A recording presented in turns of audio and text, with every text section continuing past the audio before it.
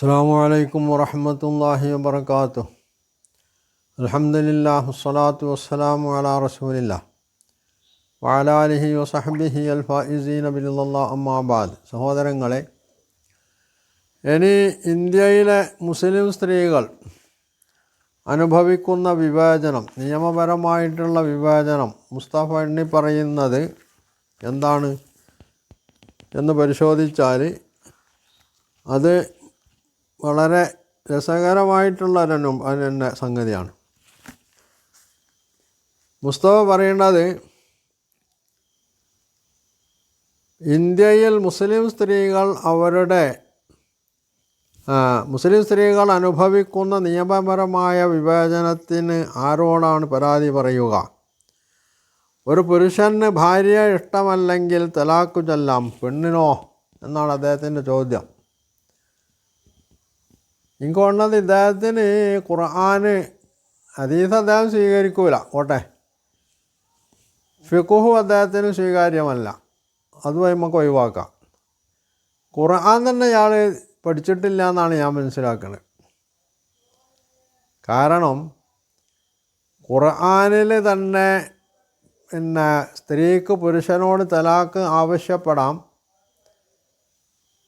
ഖുർആൻ അങ്ങനെ ആവശ്യപ്പെട്ടിട്ട് പുരുഷന് തലാഖ് ചൊല്ലാൻ തയ്യാറാണെങ്കിൽ അവിടെ ഇയാൾക്ക് എന്തെങ്കിലും നഷ്ടപരിഹാരം വേണ്ടതുണ്ടെങ്കിൽ അത് കൊടുക്കുന്നതിനെ പറ്റി ഖുർആൻ പറയുന്നുണ്ട്. ഇനി പുരുഷൻ അതിന് സന്നദ്ധനല്ലെങ്കിൽ കോടതിയെ സമീപിക്കാന്നുള്ളതിന് മുസ്തഫക്ക് അഭിപ്രായ വ്യത്യാസം ഉണ്ടാവുമോ? യഥാർത്ഥത്തിൽ കോടതി പറയുന്നതും ഫിഖ്ഹാണ് കേട്ടോ. ഫിഖ്ഹ് മുസ്തഫക്ക് സ്വീകാര്യമല്ല. പക്ഷേ എന്നാൽ പോലും കോടതിയെ സമീപിക്കാമെന്ന് മുസ്തഫ പറയുന്നതാണ് എനിക്ക് തോന്നുന്നത്. ഇത് ഖുർആനിലുള്ളൊരു സംഗതിയാണ്. പിന്നെ ഹദീസ് മുസ്തഫ സ്വീകരിക്കൂലെങ്കിൽ പോലും സ്ത്രീകളെ സംബന്ധിച്ചിടത്തോളം ഹദീസിൽ ഒരു സ്ത്രീക്ക് തൻ്റെ ഭർത്താവിന് ഇഷ്ടമല്ല എന്നാണെങ്കിൽ ഹദീസിൽ വളരെ വ്യക്തമായിട്ട് തന്നെ പറയുന്ന സംഗതി. പക്ഷേ എന്തുകൊണ്ട് വ്യക്തമല്ല എന്നുള്ളത് അവർ പറയണം. എന്തെങ്കിലും കാരണത്താൽ, നിസ്സാരമായ കാരണത്താൽ ഒരു പെണ്ണ് പുരുഷനെ വെറുക്കുക, പുരുഷൻ പെണ്ണിനെ വെറുക്കുക, ഇതൊന്നും ഒരു കുടുംബജീവിതത്തിൽ ഒരിക്കലും അംഗീകരിക്കാൻ കഴിയാത്തൊരു സംഗതി. അങ്ങനെ ആകുമ്പോൾ കുടുംബജീവിതം കുത്തഴിഞ്ഞ ഒരു രീതിയായിട്ട് മാറും. കാര്യമായിട്ടുള്ള കാരണങ്ങളുണ്ടെങ്കിൽ ആ സ്ത്രീക്ക് അതിനുള്ള അധികാരം നൽകുന്നതായിട്ട് ഹദീസിൽ ഉദ്ധരിച്ചു വന്നിട്ടുണ്ട്. മുസ്തഫ ഹദീസ് സ്വീകരിക്കൂല, ഹദീസ് നിഷേധി ആയതുകൊണ്ട് മുസ്തഫക്ക് അത് സ്വീകാര്യമല്ലായിരിക്കാം. പക്ഷേ ഹദീസിൽ അങ്ങനെ സംഗതി ഉണ്ടെന്നുള്ളത് ഈ മുസ്തഫയെ കേൾക്കുന്ന ആളുകൾ മനസ്സിലാക്കാൻ വേണ്ടി പറയാണ്. മുസ്തഫ പറയുന്നത് മാത്രമാണ്, അല്ലെങ്കിൽ അതാണ് ഇസ്ലാം എന്നാരെങ്കിലും തെറ്റിദ്ധരിച്ചു പോയിട്ടുണ്ടെങ്കിൽ അവർക്ക് അത് തിരുത്താൻ കൂടി അത് കാരണമായി തീരും എന്നാണ് എനിക്ക് പറയാനുള്ളത്. മറ്റൊന്ന്, ആൺകുട്ടിയുടെ പകുതിയാണ് പെൺകുട്ടിയുടെ സ്വത്തവകാശം എന്നാണ്. ഇത് മുസ്തഫ അംഗീകരിക്കുന്നില്ല. ആൺകുട്ടിയുടെ പകുതിയാണ് പെൺകുട്ടിയുടെ സ്വത്തവകാശം. ഇത് അംഗീകരിക്കാത്ത ആളുകൾ മുസ്തഫയുടെ കൂട്ടത്തിലുണ്ട്, മുസ്തഫൻ്റെ കൂട്ടത്തിലല്ലാതെയുണ്ട്. ഇത് സംബന്ധമായിട്ട് ഖുർആൻ പറയുന്നത് എന്താണ്? അതും വേണം നമ്മൾ ചിന്തിക്കുക. ഇവിടെ ആൺകുട്ടിയുടെ പകുതിയാണ് പെൺകുട്ടിയുടെ സ്വത്തവകാശം എന്നാണ്, അത് വിവേചനമാണെന്നാണ് മുസ്തഫ പറയുന്നത്. എന്ന് പറഞ്ഞാൽ പൗരോഹിത്യം വരുത്തി വച്ചിട്ടുള്ള ഒരു വിവേചനമാണത്. എന്നാൽ വിശുദ്ധ ഖുർആൻ മുസ്തഫ വായിച്ചിട്ടുണ്ടെങ്കിൽ, അകമ്പൊരുളൊക്കെ എഴുതിയിട്ടുള്ളത് ശരിയാണ്, ആ അകമ്പൊരുൾ അറിയുന്നത് ഇസ്ലാമിക വിരുദ്ധമാണ് എന്നുള്ളത് വേറൊരു ശരിയാണ്. അപ്പോൾ മുസ്തഫ ഖുർആനിനെ തന്നെ അവഗണിക്കുന്നു, നിഷേധിക്കുന്നു എന്നാണ് ഈ വാദത്തിലൂടെ മുസ്തഫ തെളിയിക്കുന്നത്. അതിനെന്താ തെളിവ്? വിശുദ്ധ ഖുർആൻ സൂറത്ത് നിസാ പറഞ്ഞാൽ 4-ാമത്തെ അധ്യായമാണ്.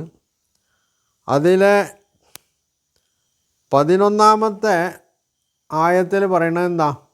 യൂസീക്കുമുല്ലാഹു ഫീ ഔലാദിക്കും എന്നാ അത് ആയത്ത് തുടങ്ങുന്നത്. നിങ്ങളുടെ മക്കളുടെ കാര്യത്തിൽ അള്ളാഹു നിങ്ങളോട് ഉപദേശിക്കുന്നു എന്നാ. നിങ്ങളുടെ മക്കൾ എന്ന് പറയുമ്പോൾ അതിൽ ആരൊക്കെ പെടും?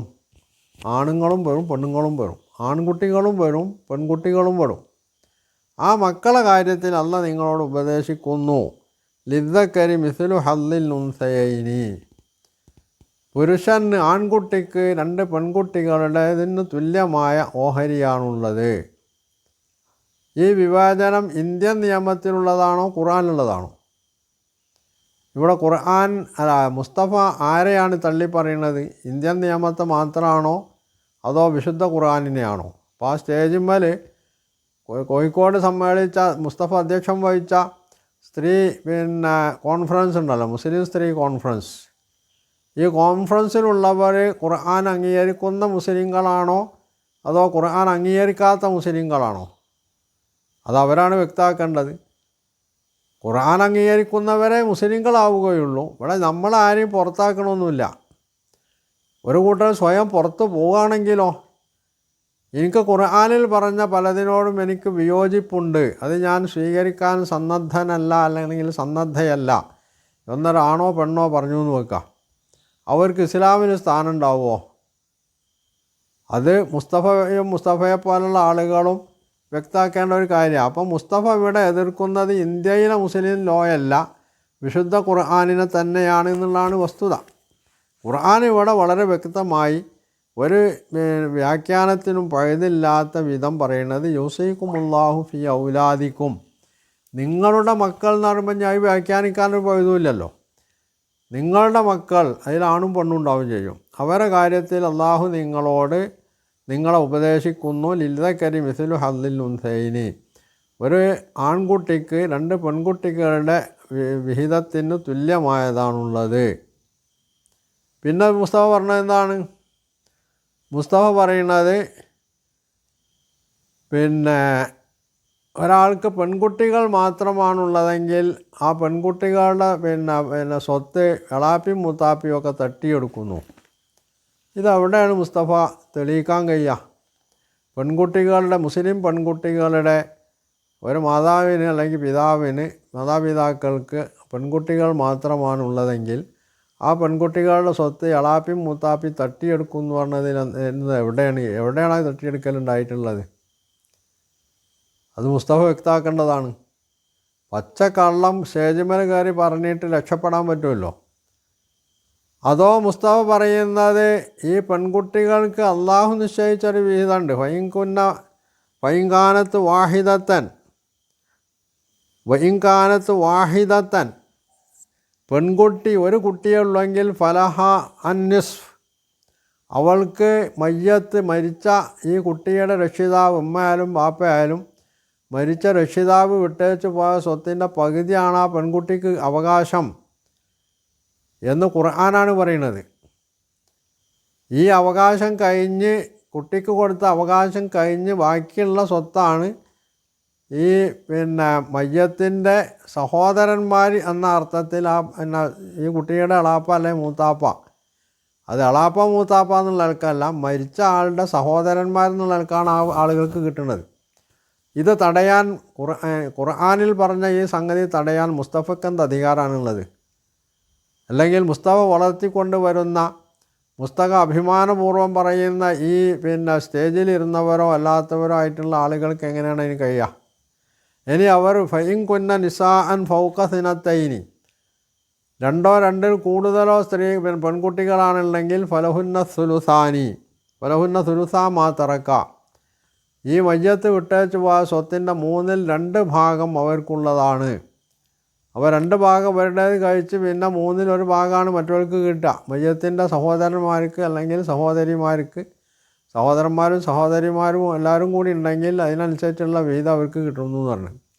ഇത് തട്ടിയെടുക്കലാണോ അതോ അള്ളാഹു നിശ്ചയിച്ചു കൊടുത്ത വിഹിതമാണോ? ഇവിടെ എളാപ്പി മൂത്താപ്പി, അതായത് മയ്യത്തിൻ്റെ സഹോദരന്മാർ ഇത് തട്ടിയെടുക്കുന്നു എന്നാണല്ലോ മുസ്തഫ പറയുന്നത്. ഈ സഹോദരന്മാർക്ക് സ്വത്ത് കൊടുക്കാൻ പാടില്ല എന്നതിന് മുസ്തഫൻ്റെ കയ്യിൽ എന്താ തെളിവുള്ളത്? അതും വേണമെന്നറിയാം. എന്ന് മാത്രമല്ല, ഒരു ആളുടെ സ്വത്തിൽ ആർക്കൊക്കെ അധികാരമുണ്ട് എന്ന് പറയേണ്ടത് ആരാ? അത് മുസ്തഫയെ പോലുള്ള പൗരോഹിത്യത്തെ വിമർശിക്കുന്ന പുരോഹിതനാണോ അതുപോലെ തന്നെ ഇസ്ലാമിക നിയമം ഞങ്ങൾക്ക് ബാധകമല്ല എന്ന് പറയുന്ന അഡ്വക്കറ്റുമാരാണോ ഡോക്ടർമാരാണോ അവരാണോ പറയേണ്ടത്? അതോ ആർക്കൊക്കെയാണ് സ്വത്ത് കൊടുക്കേണ്ടതെന്ന് പറയേണ്ടത് അള്ളാഹുവാണോ? എന്തുകൊണ്ട് മുസ്തഫ ആ ആയത്ത് തീർത്തു ഓതി അർത്ഥം പറയുന്നില്ല? ഇതിൻ്റെ കാര്യത്തിൽ മാത്രമല്ല, മുസ്തഫയുടെ സ്ഥിരം ശീലമാണത്. മുസ്തഫ എന്താണോ പറയാൻ വിചാരിച്ചത് അതിനനുസൃതമായി ആയത്തിനെ പകുതി വെച്ചോ കാൽഭാഗം വെച്ചോ അല്ലെങ്കിൽ ഏതോ ഒരു കഷ്ണം മുറിച്ചെടുത്തിട്ട് അർത്ഥം പറയുകയും എന്നിട്ട് താനിതാ വിജയിച്ചിരിക്കുന്ന തൻ്റെ വാദമാണ് ഖുർആനിലുള്ളതെന്ന് തെളിയിക്കാൻ വേണ്ടി നടത്തുന്ന ഒരു തട്ടിപ്പ് വ്യവസായമാണത്. അത് തന്നെയാണ് അദ്ദേഹം ഇവിടെയും കൊണ്ടുവന്നിട്ടുള്ളത്. എന്നിട്ട് ഉണർന്നെണീറ്റിരിക്കുന്നു, പെണ്ണുങ്ങൾ സ്വത്തം തിരിച്ചറിഞ്ഞിരിക്കുന്നു. അതുകൊണ്ട് പുരോഹിതന്മാർ ഇനി മനസ്സിലാക്കേണ്ടത് ഞങ്ങൾ മതം വിട്ടു പോവുകയില്ല. നിങ്ങൾ മതം വിട്ടു പോകുമെന്ന് പ്രഖ്യാപിക്കേണ്ട കാര്യമൊന്നുമില്ല. ഖുർആനിൽ പറഞ്ഞൊരു സംഗതി അംഗീകരിക്കാനാവില്ലെങ്കിൽ നിങ്ങൾ മതം വിട്ടു പോയി എന്ന് പറയാതെ തന്നെ മതം വിട്ടു പോയി എന്നാണ് അതിൻ്റെ അർത്ഥം. ഖുർആനിൽ ഇത്രയ്ക്ക് പച്ചയായി പറഞ്ഞൊരു സംഗതിയെ ഒരുത്തനെ ചോദ്യം ചെയ്യണമെങ്കിൽ അവന് എവിടെയാണ് ഈമാനുള്ളത്? അതാണ് അയാൾ വ്യക്തമാക്കേണ്ടത്.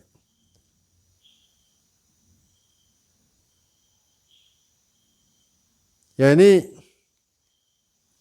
ഒരു പെൺകുട്ടിക്കും ഞാൻ ഇന്ന ലിംഗത്തിൽ പിറന്നു എന്നതുകൊണ്ട് ഇങ്ങനൊരവസ്ഥ ഉണ്ടായല്ലോ എന്ന് ദുഃഖിക്കാൻ കാരണമാവരുത്. ഇത് കേട്ടാൽ തോന്നുക ഇവിടെ മുസ്ലിം പെൺകുട്ടികളൊക്കെ സങ്കടത്തിലാണ്, ഞങ്ങളൊക്കെ പെണ്ണുങ്ങളായി പോയല്ലോ, അതുകൊണ്ടാണല്ലോ ഞങ്ങൾ ഈ അവസ്ഥയിൽ എത്തിപ്പെട്ടിട്ടുള്ളത് എന്നൊക്കെ പരിഭവം പറഞ്ഞ് അവർ ആകെ അലമുറയിട്ട് എല്ലാവരും കൂടി ഇസ്ലാമിൽ നിന്ന് തന്നെ പുറത്ത് പോകാൻ ഒരുങ്ങിയിരിക്കുകയാണെന്നൊക്കെയാണ് തോന്നുക.